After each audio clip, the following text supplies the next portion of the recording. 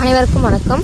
இன்றைக்கி நம்ம ஸ்டாபே கிருஷ்ணா சேனலில் என்ன பார்க்க போகிறோன்னா, அடிக்கிற வெயிலுக்கு சூப்பரான சொரக்காய் ரெசிபி எப்படி செய்யலாம் பார்ப்போமா? வாங்க. அதுக்கு வீடியோவை ஸ்கிப் பண்ணாமல் கடைசி வரைக்கும் ஃபுல்லாக பாருங்கள்.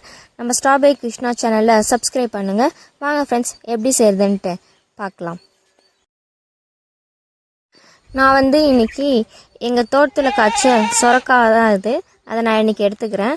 அதுக்கு ஃபஸ்ட்டு நம்ம ஒரு சட்டியில் எண்ணெய் ஊற்றி கொஞ்சம் கடுகு ஆட் பண்ணிப்போம்.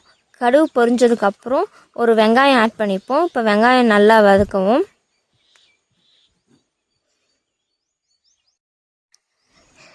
நல்லா வெங்காயத்தை வதக்கணும் ஃப்ரெண்ட்ஸ். இப்போ பார்த்தீங்கன்னா இந்தளவுக்கு வெங்காயம் வதக்கணும். அதுக்கப்புறம் இதுக்கு தேவையான அளவுக்கு தக்காளி ஆட் பண்ணிக்கணும். இதை நல்லா வதக்கணும்.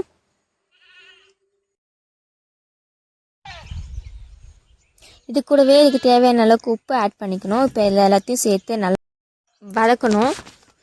இப்போ பார்த்திங்கன்னா இந்த அளவுக்கு நல்லா வதங்கணும். இன்னும் கொஞ்ச நேரம் வதக்கணும். இப்போ பொடியாக வெட்டி வச்சுருக்க சொரக்காவை ஆட் பண்ணிப்போம். இது எல்லாத்தையும் நல்லா சேர்த்து வதக்குவோம். சொரக்காவை நல்லா ஒரு 5 to 7 minutes நல்லா வதக்கும். இதுலேருந்து தண்ணி நிறைய வரும்.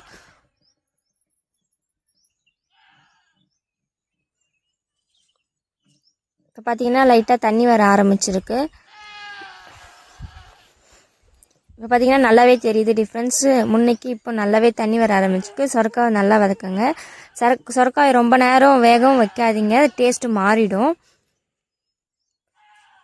இப்போ பார்த்திங்கன்னா ஃபஸ்ட்டு போட்டதுக்கும் இப்போதுக்கும் நல்லாவே வதங்கியிருக்கு. இது கூடவே இதுக்கு தேவையான அளவுக்கு 2 ஸ்பூன் மிளகாய்த்தூள் ஆட் பண்ணிப்போம். இப்போ இது எல்லாத்தையுமே சேர்த்து ஒரு கொஞ்ச நேரம் நல்லா வதக்குவோம். இந்த அளவுக்கு ஆகட்டும். இந்த அளவுக்கு ஆகின பிறகு இதுக்கு தேவையான அளவுக்கு தண்ணி ஆட் பண்ணிப்போம். தண்ணி ஆட் பண்ணி நல்லா இதை கொதிக்க விடுவோம். அது கொதிக்கட்டும். இப்போ இதுக்கு தேவையான அளவுக்கு நான் பச்சை மிளகாயை வறுத்து எடுத்துருக்கேன். அதை அம்மியில் அரைச்சி இன்றைக்கி நான் ஆட் பண்ணிக்கிறேன். அரைச்சதை இப்போது நம்ம இது கூட ஆட் பண்ணிக்கணும். இப்போ பார்த்திங்கன்னா நம்மளுடைய சொரக்காய் ரெசிபி ரெடி. ஃபைனலாக கொஞ்சம் கொத்தமல்லி போட்டு இறக்கிடுவோம். இந்த வீடியோ உங்களுக்கு பிடிச்சிருந்துச்சுன்னா லைக் பண்ணுங்கள், உங்கள் ஃபேமிலி அண்ட் ஃப்ரெண்ட்ஸ்க்கு ஷேர் பண்ணுங்கள். ஸ்டாபே கிருஷ்ணா சேனலை சப்ஸ்கிரைப் பண்ணிக்கோங்க.